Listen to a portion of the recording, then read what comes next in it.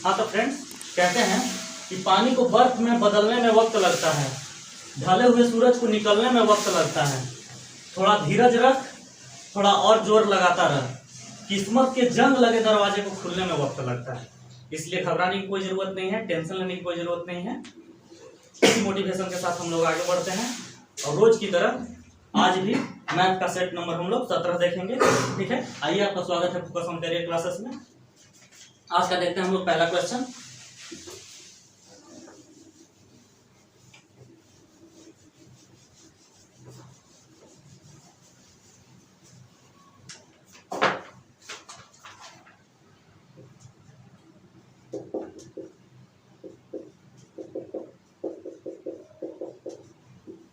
Math का set number 17 है। पहला क्वेश्चन है, पहला क्वेश्चन बोलता है कि एक नगर की जनसंख्या 1,20,000 है। यदि पुरुषों की संख्या में 7% की वृद्धि तथा महिलाओं की संख्या में 10% की वृद्धि होती है, इससे नगर की कुल जनसंख्या में 9.5% की वृद्धि हो जाती है। तो नगर में पुरुष तथा महिलाओं की जनसंख्या का अंतर बताना है। ठीक है, चलिए देखते हैं। एक नगर है, नगर का टोटल जनसंख्या जो है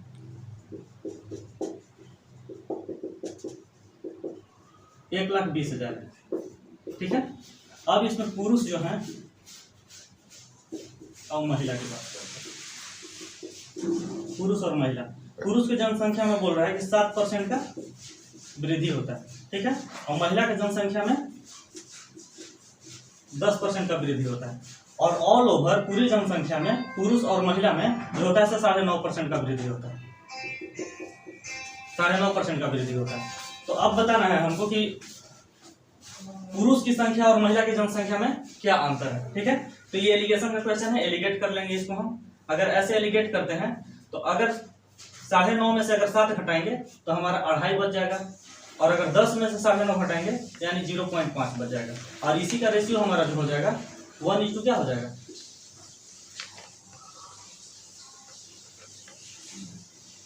5 हो जाएगा रेशियो। ठीक है, यानी कि 1:5 जो है तो महिला और पुरुष का क्या है, ये रेशियो दिया हुआ है। तो अब हम बता सकते हैं कि ये महिला और पुरुष का टोटल जो संख्या जो होगा वो कुल मिला करके 1,20,000 होगा। तो हम लिख सकते हैं कि यहाँ x लिख देंगे, यानी लिख सकते हैं 6x बराबर 1,20,000, 6x बराबर 1,20,000 लिख देंगे। ठीक है, तो हमको ज्ञात करना है कि दोनों का अंतर क्या है। तो 4x का वैल्यू हम निकाल लेंगे। तो 1x बराबर क्या लिख सकते हैं, 1x बराबर लिखेंगे 1,20,000 डिवाइडेड बाई 6, और अगर ये 4x का वैल्यू अगर निकाल लेंगे तो 1,20,000 डिवाइडेड बाई 6 इंटू 4 कर लेंगे।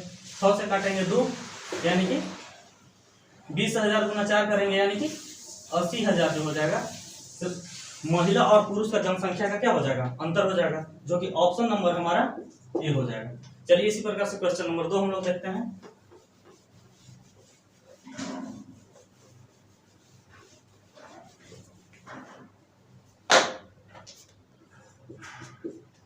क्वेश्चन नंबर 2 बोल रहा है कि ए, बी और सी किसी काम को क्रमशः 10 दिन, 20 दिन और 30 दिन में समाप्त कर सकते हैं।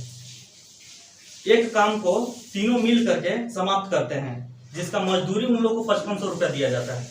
तो बताना है कि ए का मजदूरी क्या हो जाएगा। ठीक है, तो हमें बोल सकते हैं कि ए, बी और सी, ए है से किसी काम को कितना दिन में, 10 दिन में, 20 दिन में, 30 दिन में। ये क्या है,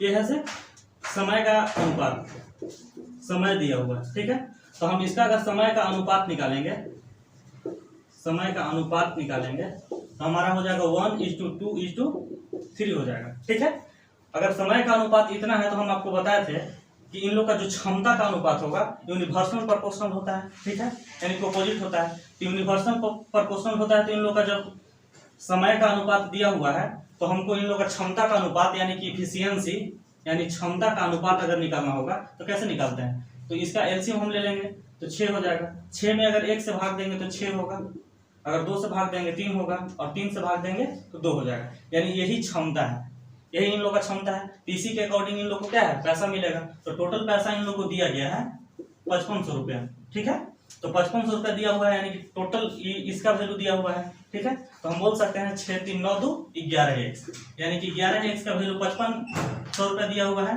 तो हमको ज्ञात कर लेना है ए का। ठीक है, तो ए बराबर हम क्या लिख सकते हैं, एक्स का वैल्यू निकाल देंगे, 11 × 55 यानी कि 500 रुपये एक्स का वैल्यू निकल जाएगा। ठीक है, और ये 6x का निकालना है, तो 6 गुना क्या कर देंगे 500 कर देंगे, जो कि हमारा 3000 रुपये जो हो जाएगा, यही ए का हिस्सेदारी होगा, जो कि 2 का ऑप्शन नंबर हमारा ए हो जाएगा। चलिए इसी प्रकार से क्वेश्चन नंबर 3 हम लोग देखते हैं।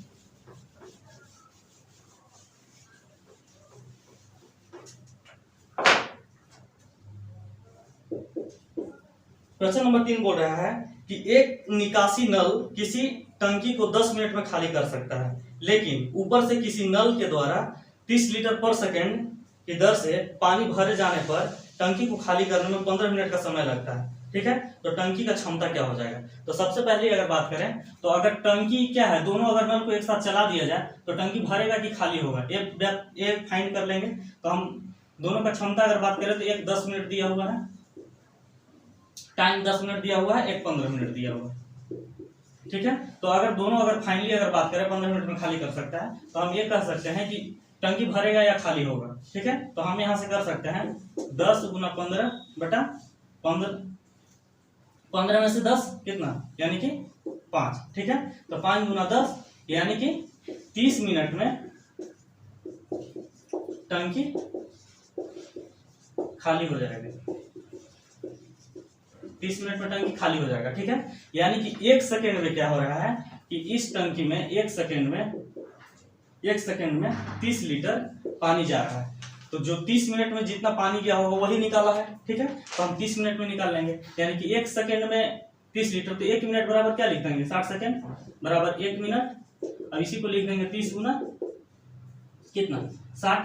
ठीक है, और इसी प्रकार से अगर 30 मिनट की अगर बात करें तो 30 मिनट बराबर लिख देंगे 30 गुना 60 गुना 30, यानी कि 36 18 18 दिया 54,000 लीटर हमारा क्या हो जाएगा 30 मिनट में। ये जो टंकी है, टंकी से 30 मिनट में 54,000 लीटर जो है सब पानी निकाल दिया जाएगा। ठीक है, जो कि ऑप्शन नंबर हमारा जो हो जाएगा तो सी हो जाएगा। ठीक है, चलिए क्वेश्चन नंबर 4 देखते हैं।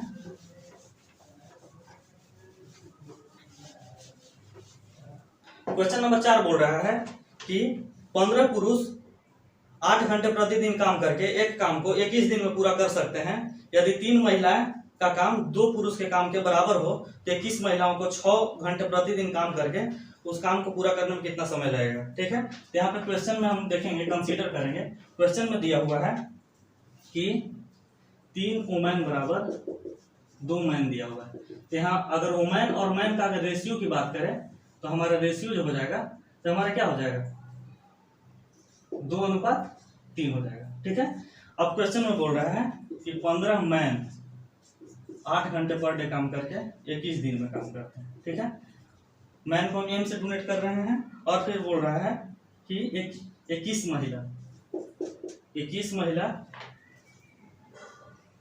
वुमेन, ठीक है, 21 वुमेन 6 घंटे पर डे काम करके कितने दिन में काम को पूरा करेंगे। ठीक है, यहाँ मैन की जगह पे हम पुट कर देंगे 3, यानी कि 15 गुना 3 गुना 8 गुना 21, और यहाँ वुमेन की जगह पर 2 पुट करेंगे, यानी कि यहाँ कितना हो जाएगा 42 गुना 6 गुना x। तो हम यहाँ से लिख सकते हैं 15 × 45 गुना 8 गुना 21 डिवाइडेड बाई, इसको अगर करेंगे तो 42 गुना 6 = x हो जाएगा। ठीक है, अगर यहाँ से अगर बात करें तो 7 × 6 42 और 17 21। ठीक है, 3 से कट करेंगे 2 बार में, 3 दूना 6 और 2 से इसको करेंगे तो हमारा कितना 4, और 6 से अगर हम करते हैं तो 6 से अगर करते हैं तो 3 दूना 6 और 15 × 45, यानी कि ऊपर में जो हमारा बच गया 15 × 60/2, यानी कि हमारा क्या आएगा 30 दिन जो है x का वैल्यू हमारा 30 आ गया। यानी कि हम कह सकते हैं कि वो जो महिला लोग हैं वो 21 महिला लोग 6 घंटा प्रतिदिन काम करके 30 दिन में उस काम को पूरा कर लेंगे। ठीक है, जो कि ऑप्शन नंबर हमारा 4 का हो जाएगा, 4 का ऑप्शन नंबर हमारा हो जाएगा बी। चलिए क्वेश्चन नंबर 5 हम लोग देखते हैं।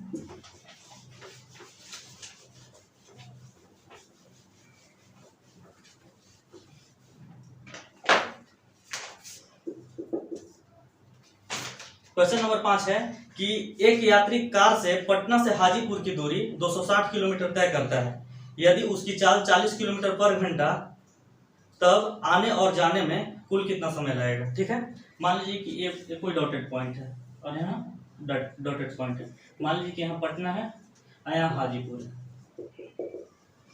यहाँ हाजीपुर है। यहाँ से जो पटना से जो हाजीपुर का जो दूरी दिया हुआ है तो 260 किलोमीटर, 260 किलोमीटर। ठीक है, अब स्पीड जो दिया हुआ है 40 किलोमीटर पर घंटा दिया हुआ। ठीक है, तो बोल रहा है कि पटना से हाजीपुर और हाजीपुर से फिर पटना आने में कितना समय लगेगा।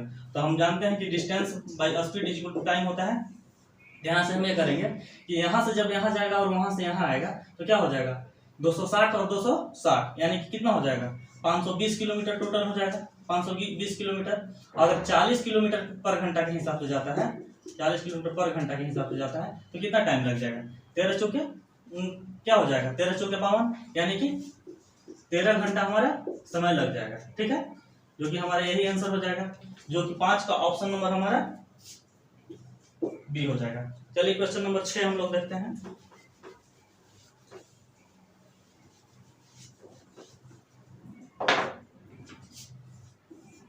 क्वेश्चन नंबर 6 बोल रहा है कि एक आदमी अपने वास्तविक चाल से 7/4 चाल से चलकर किसी दूरी को तय करने में 15 मिनट कम समय लेता है। तो ज्ञात कीजिए कि वास्तविक चाल क्या है। ठीक है, वास्तविक चाल द्वारा लिया गया समय क्या है। ठीक है, तो मान लीजिए कोई व्यक्ति है, ठीक है, वो क्या करता है कि पहले जितना स्पीड से, जैसे कि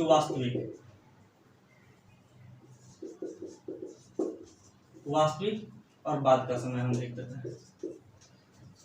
पहले जितना स्पीड से चल रहा था उससे 7/4 चल रहा है, कंसीडर कीजिएगा 7/4, यानी कि हमेशा क्या है, नीचे से ऊपर ज्यादा है, यानी कि पहले जितना था उससे 7/4 चल रहा है, यानी कि 1 से ज्यादा अगर इसका वैल्यू है तो पहले कम चल रहा था, बाद में वो अपना स्पीड बढ़ा दिया। तो हम ये कह सकते हैं कि वास्तविक जो समय था पहले 4 था और बाद में जो इसका जो स्पीड हो गया, वास्तविक जो चाल था इसका से 4 था और फिर बाद में क्या कर दिया, 7/4 से बढ़ाया तो उसका स्पीड बढ़ गया। ठीक है, और इसी के कारण से जो उसका समय लगता है, समय में 15 मिनट का कम समय लगता है। ठीक है, तो हम ये कह सकते हैं कि ये जो है हमारा स्पीड का रेशियो हम बोल सकते हैं, स्पीड का रेशियो बोल सकते हैं। तो टाइम का रेशियो क्या कर लिखेंगे, टाइम का रेशियो बराबर लिख सकते हैं 7/4 लिख सकते हैं। और इसी का जो अंतर जो दिया हुआ है तो 15 मिनट दिया हुआ है, यहाँ इसी का जो अंतर जो है तो 15 मिनट।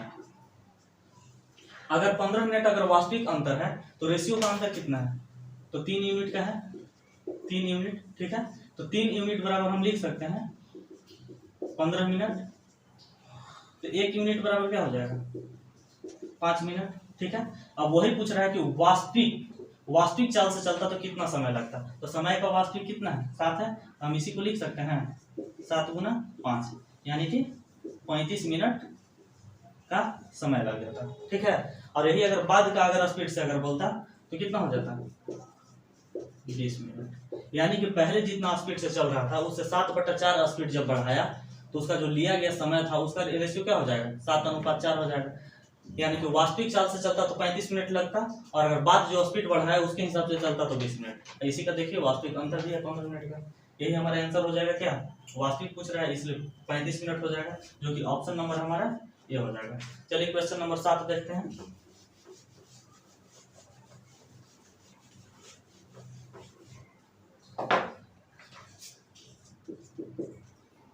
क्वेश्चन नंबर 7 बोल रहा है कि 800 मीटर लंबी ट्रेन जिसकी चाल 120 किलोमीटर पर घंटा अपनी ही दिशा में 30 किलोमीटर पर घंटा की चाल से चलती हुई अपनी आधी लंबी की ट्रेन को कितने समय में पार करेगी। ठीक है, एक ट्रेन है, ये इधर जा रही है। ठीक है, इसका ट्रेन का लेंथ बोले, ट्रेन लेंथ बोले, इसका जो ट्रेन का लेंथ है 800 मीटर, ये पहला ट्रेन की बात हो रहा है। ठीक है, और इसका जो चाल है स्पीड जो है 120 किलोमीटर पर घंटा। ठीक है, एक और ट्रेन है, दूसरा ट्रेन जो है इसी दिशा में, ये जिधर जा रही थी उसी दिशा में चलती है, लेकिन इस ट्रेन का लंबाई जो है, इस ट्रेन का लंबाई इस ट्रेन से कितना है, आधा है। यानी कि यहाँ ट्रेन का लेंथ बोल सकते हैं, ट्रेन का लेंथ बोल सकते हैं वो 400 मीटर है। ठीक है, और जो स्पीड है, स्पीड जो है वो दिया हुआ है 30 किलोमीटर पर घंटा दिया हुआ है। तो हम आपको बता दें कि जब दो ट्रेन एक ही दिशा में जा रहे हैं तो उन लोगों का जो कोरिलेटिव स्पीड होता है आपस में घट जाता है, ठीक है। तो हम बोल सकते हैं क्या कि कोरिलेटिव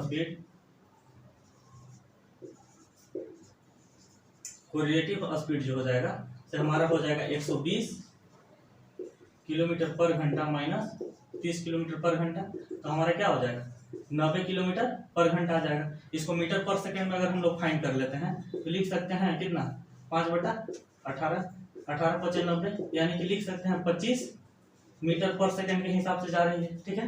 कोरिलेटिव स्पीड इसका आ गया 25।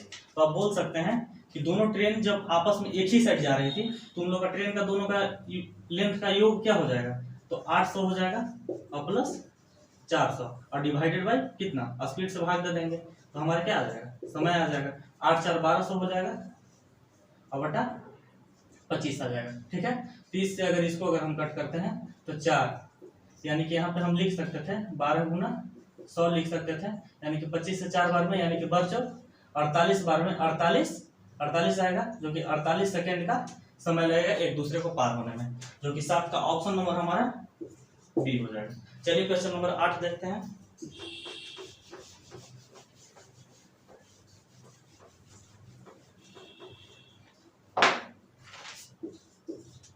क्वेश्चन नंबर 8 बोल रहा है कि किसी परीक्षा में 120 छात्रों द्वारा प्राप्त किए गए अंकों का औसत 35 है, जिससे सफल छात्रों का प्राप्त किए गए अंकों का औसत 39 एवं जो फेल किए हैं छात्रों का उनका जो अंकों का औसत है वो 15 है। तो बताइए कि विफल छात्र जो मतलब फेल किए हैं उनका संख्या क्या है। तो मान लीजिए कि टोटल स्टूडेंट जो दिया हुआ है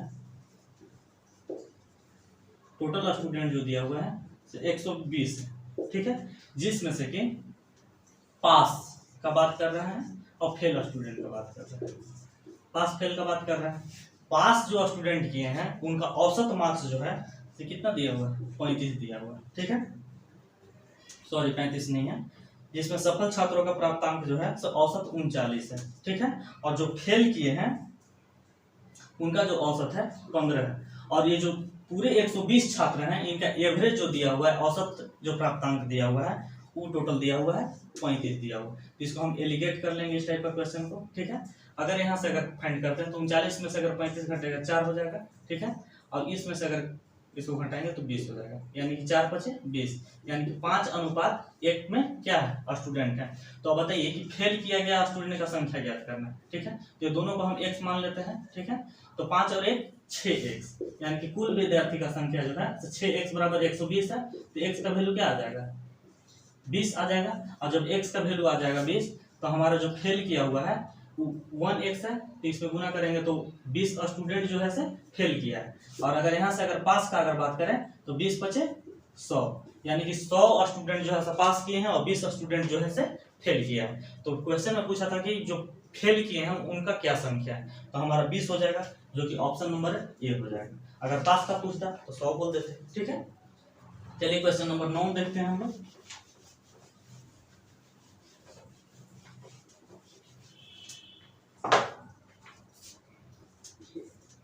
क्वेश्चन नंबर 9 बोल रहा है कि 1 से लेकर के सभी 39 तक के विषम संख्याओं का औसत ज्ञात कीजिए, ठीक है। अगर विषम संख्या की अगर बात करें,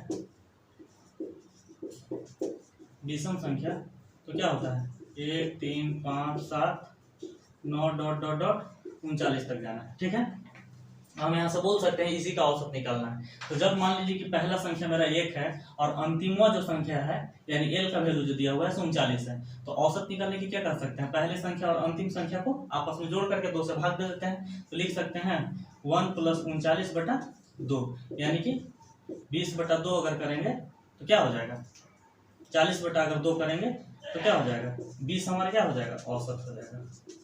यही हमारा आंसर हो जाएगा, जो कि 9 का ए हो जाएगा। चलिए क्वेश्चन नंबर 10 देखते हैं।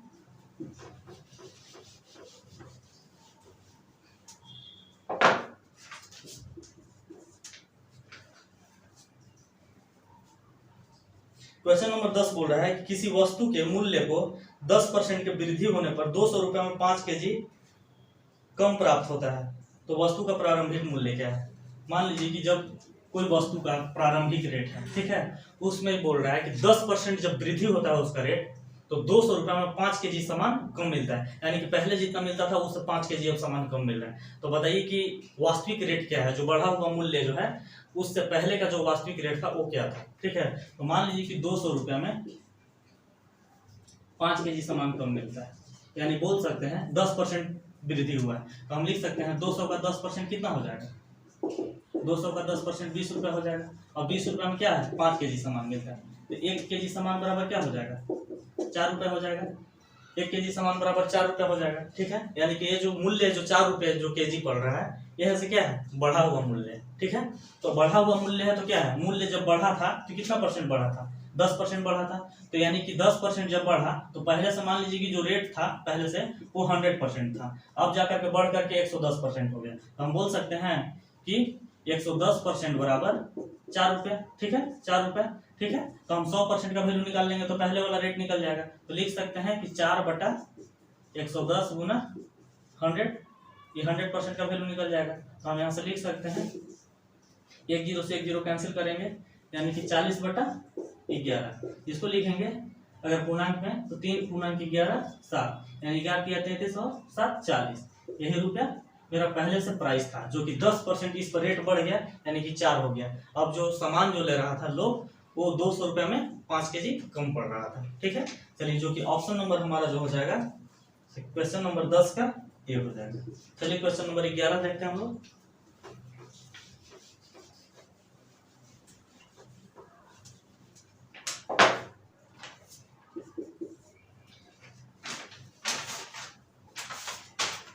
क्वेश्चन नंबर 11 बोल रहा है कि एक चुनाव में 2 उम्मीदवार खड़े होते हैं। ठीक है, जिसमें से कि जीतने वाला उम्मीदवार 74% मत प्राप्त हुआ और वह 96,000 वोट से जीत गया।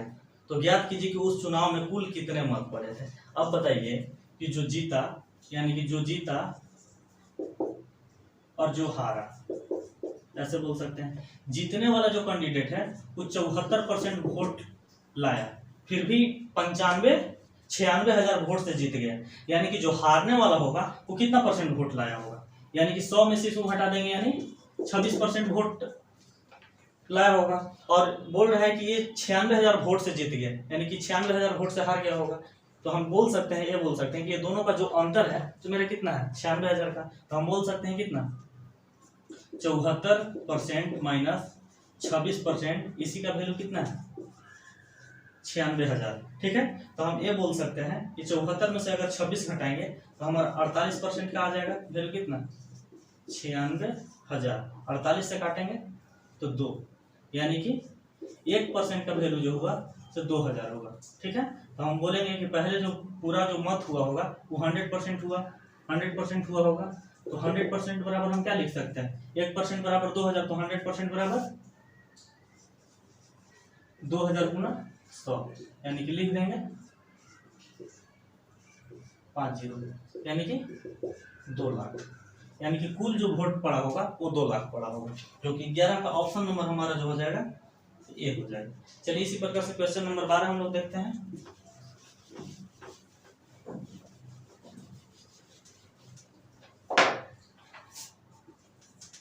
क्वेश्चन नंबर 12 है कि किसी वस्तु को 900 रुपए में बेचने पर 12.5% का लाभ होता है, तो दोगुना लाभ कमाने के लिए उसे वस्तु को कितना में बेचना होगा। ठीक है, तो 900 रुपए में बेचता है, सेलिंग प्राइस है 900 रुपए में जब बेचता है इसको कितना 12.5% का लाभ होता है। ठीक है, यानी कि पहले जो वस्तु का क्रय मूल्य रहा होगा वो 100%, सीपी बराबर 100% हम बोल सकते हैं। पहले भी बताया कि कोई भी कॉस्ट प्राइस अपने आप में 100% होता है, यानी कि जब सेलिंग प्राइस किया होगा तो 12.5% इसमें ऐड हुआ होगा। यानी कि हम बोल सकते हैं क्या कि 900 जो वैल्यू है वो हमारा कितना है, 112.5% का वैल्यू है। ठीक है, तो हम 100% निकालेंगे, यानी कॉस्ट प्राइस निकालेंगे, 100% का अगर वैल्यू निकालेंगे तो 900 बटा लिख देंगे यहाँ पे कितना 112.5 गुना 100। ठीक है, और अगर यही अगर हम बात करते हैं कि अगर हमको अगर दोगुना अगर लाभ कमाना है, दोगुना लाभ कमाना है तो पहले से 12.5% का लाभ हो रहा था। ठीक है, अब जाकर के दोगुना लाभ कमाना है, यानी कि 12.5 दूना कितना होता है 25% लाभ कमाना है, ठीक है। तो पहले से कॉस्ट प्राइस हमारा 100% था, तो हमारा क्या है 125% का वैल्यू निकालना होगा, ठीक है।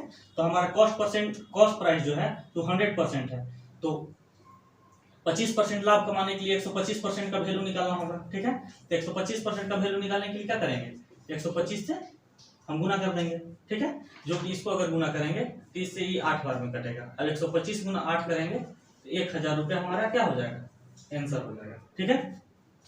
चलिए जो कि हमारा ऑप्शन नंबर जो हो जाएगा 12 का ये हो जाएगा, ठीक है। चलिए क्वेश्चन नंबर हम लोग 13 देखते हैं।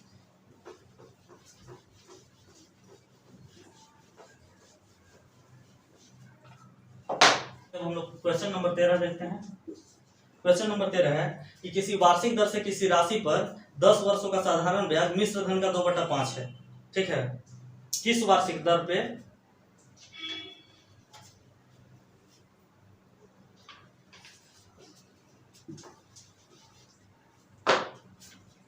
हाँ, तो हम लोग क्वेश्चन नंबर 13 देखते हैं। क्वेश्चन नंबर 13 बोल रहा है कि किस वार्षिक दर से किसी राशि पर 10 वर्षों का साधारण ब्याज मिश्र धन का 2/5 होगा, ठीक है। तो मान लीजिए कि मिश्र धन जो है 1 मान लेते हैं, ठीक है। और साधारण ब्याज जो दिया हुआ है तो इसका 2/5 गुना है, तो 2/5 हो जाएगा, ठीक है। 1 का 2/5 करेंगे 2/5 हो जाएगा। अगर मूलधन की बात करें तो अगर मिश्र धन में से साधारण ब्याज अगर घटा देंगे तो मूलधन हो जाएगा, यानी कि 1 माइनस 2/5 कर देंगे तो हमारा 3/5 हो जाएगा, ठीक है। जो कि आप जानते हैं कि PRT/100, ठीक है, होता है। और हमारा जो समय दिया हुआ है 10 वर्ष दिया हुआ है, तो लिख सकते हैं क्या प्रिंसिपल हमारा कितना हो जाएगा 3/5 हो जाएगा, ठीक है। 3/5। अगर एक बात करें और रेट की बात करें तो रेट हमें पता नहीं है, तो रेट फाइंड ही करना है। और समय जो है तो 10 वर्ष है। इसी का वैल्यू क्या दिया हुआ 2/5 दिया हुआ। अगर इसको अगर फाइनली अगर हम लोग फाइंड करते हैं ये 5 से 5 कट जाएगा, ठीक है। अगर इससे अगर इसको अगर कट करेंगे तो कितना बार में कटेगा 5 बार में, यानी कि रेट बराबर जो हो जाएगा तो कितना हो जाएगा 5 × 15 या रेट जो हो जाएगा तो 100 क्या हो जाएगा 15, ठीक है। अगर इसी को अगर कट करेंगे तो क्या हो जाएगा 5 × 15 और 20, यानी कि रेट जो आ गया मेरा तो 20/3% आ गया, ठीक है। जो कि 13 का ऑप्शन नंबर हमारा बी हो जाएगा। चलिए क्वेश्चन नंबर हम लोग देखते हैं 14।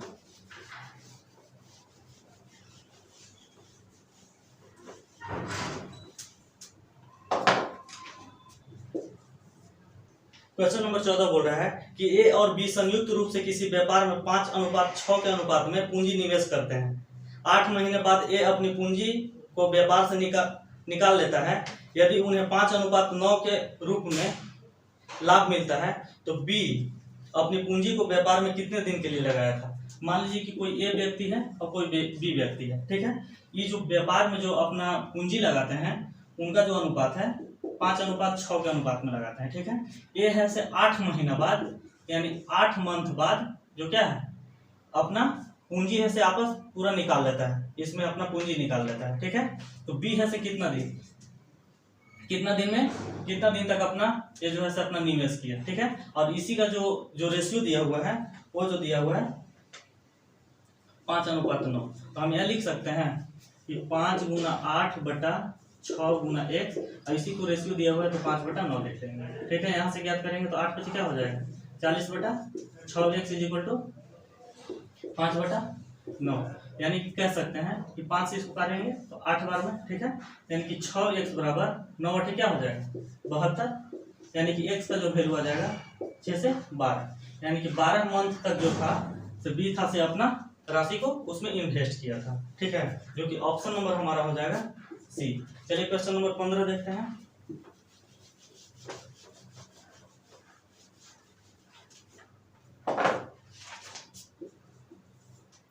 क्वेश्चन नंबर 15 है कि यदि किसी संख्या के वर्ग का अंतिम अंक 1 है तो उसके घन का अंतिम अंक क्या हो जाएगा। मान लीजिए कि कोई संख्या है इसका जब वर्ग किया गया होगा तो इसका जो इकाई अंक जो दिया हुआ है, इकाई अंक जो दिया हुआ है 1 है। तो हम इससे कह सकते हैं कि जो संख्या वास्तविक संख्या होगा या तो इकाई अंक पर 1 होगा या तो 9 होगा, यही बोल सकते हैं। तभी तो इसको अगर स्क्वायर करेंगे तो हमारा क्या आएगा, 1 आएगा। ठीक है, 1 का स्क्वायर करेंगे 1 या 9 का स्क्वायर करेंगे तो 9 9 81, तभी तो आया होगा। तो अब इसी संख्या को अगर मान लीजिए कि क्यूब करते हैं, ठीक है, तो क्या आ जाएगा, इकाई अंक, यही ज्ञात करने के लिए बोल रहे हैं। तो अगर 1 का अगर क्यूब करेंगे तो या तो 1 आएगा, अगर 9 का अगर क्यूब करेंगे तो 9 9 81, 81 गुना 9 करेंगे तो इकाई अंक 9, यानी कि 1 या 9 हमारा क्या हो जाएगा, यही आंसर हो जाएगा। यानी कि मूल संख्या को अगर क्यूब करते हैं, ठीक है, हमारे 1 या 9 हमारा आंसर हो जाएगा, जो कि ऑप्शन नंबर 15 का बी हो जाएगा। चलिए क्वेश्चन नंबर 16 देखते हैं हम लोग।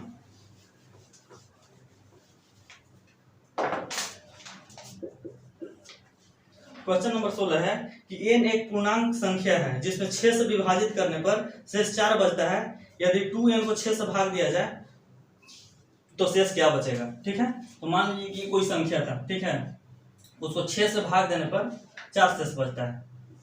6 से भाग दिया जाता है तो 4 शेष बचता है। ठीक, तो वो जो संख्या हम बोल सकते हैं कि 10 होगा। 10 में अगर 6 से भाग देंगे तो हमारा 4 शेष बच गया।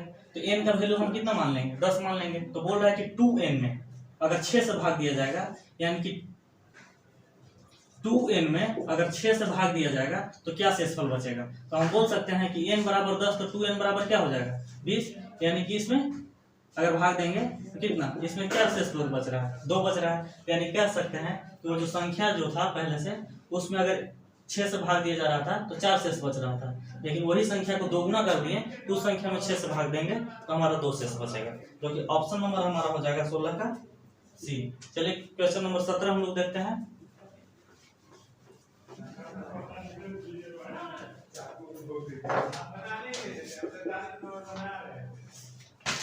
क्वेश्चन नंबर 17 है कि किसी संख्या को 623 से भाग दिया जाता है तो 43 शेष रह जाता है। तो इस संख्या को 19 से भाग देने पर क्या शेष बच जाएगा। तो इस टाइप का जब संख्या, इस टाइप का जब क्वेश्चन रहता है, यानी कि 623 से भाग दिया जाता है तो 43 शेष बचता है। ठीक है, तो ये जो संख्या, जो जिस संख्या को शेष भाग दिया जा रहा होगा, उसी संख्या को 19 से भाग देने पर क्या बचेगा। तो जो शेष रहता है उसी को भाग दे दिया जाता है। ठीक है, तो शेष हमारा कितना है, 43।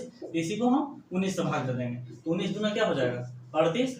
और यहाँ से अगर बच जाएगा तो 5 बच जाएगा, यानी कि 38 5 43, यानी कि हमारा जो शेष बच जाएगा वो हमारा ए हो जाएगा, आंसर 5 हो जाएगा। 17 का 5 यानी ऑप्शन ए। ठीक है, चलिए 18 नंबर क्वेश्चन देखते हैं।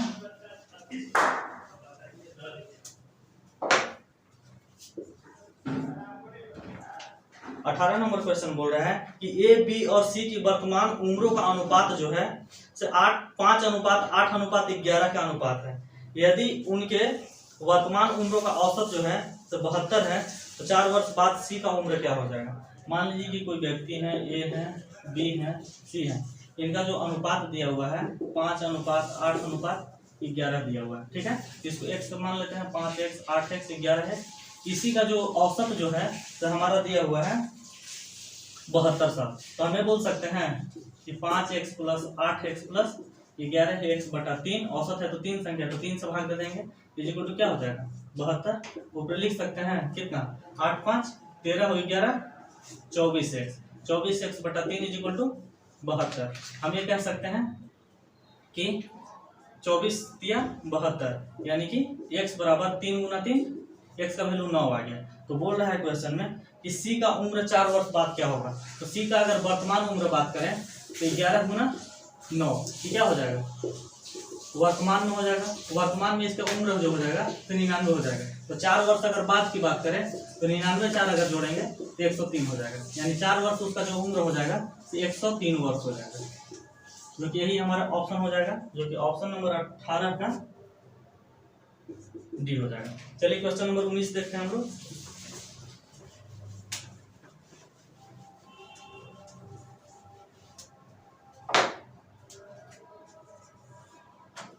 क्वेश्चन नंबर 19 है, एक बोर्ड मास का क्वेश्चन है। चलिए देखते हैं।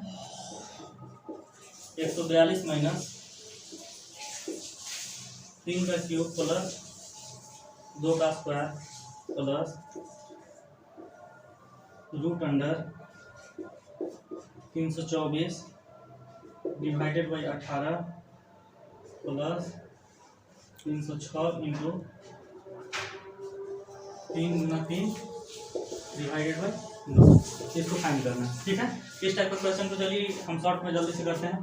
3 3 9 हो जाएगा, 9 से 9 कट जाएगा एक बार में। ठीक है, तो अब यहाँ अगर कट करते हैं, यहाँ की बात करते हैं तो भाग देंगे, तो 18 से कितना बार में, 18 बार में, यानी कि बोल सकते हैं 18 प्लस 306 बच जाएगा। ठीक है, यहाँ लिख सकते हैं 324, और 324 का अगर रूट अगर हम करते हैं तो मेरा क्या हो जाएगा 18, तो यहाँ क्या बच जाएगा 3 का क्यूब प्लस 2 का स्क्वायर प्लस 18। ठीक है, इतना यहाँ लिख सकते हैं, और यहाँ लिख सकते हैं 142 माइनस, इसको कर देंगे तो लिखेंगे 142 माइनस 3 तिया 9 तिया 27 प्लस 2 दूना 4 प्लस 18। ठीक है, इसको अगर हम करते हैं 142 माइनस क्या कर सकते हैं, अगर इसको अगर जोड़ेंगे हम तो 27 और 4 31, 31 और 18 49। अगर 142 में से अगर 49 घटाएंगे तो हमारा क्या हो जाएगा 93, जो कि हमारा आंसर हो जाएगा ऑप्शन नंबर ए। चलिए क्वेश्चन नंबर 20 हम लोग देखते हैं।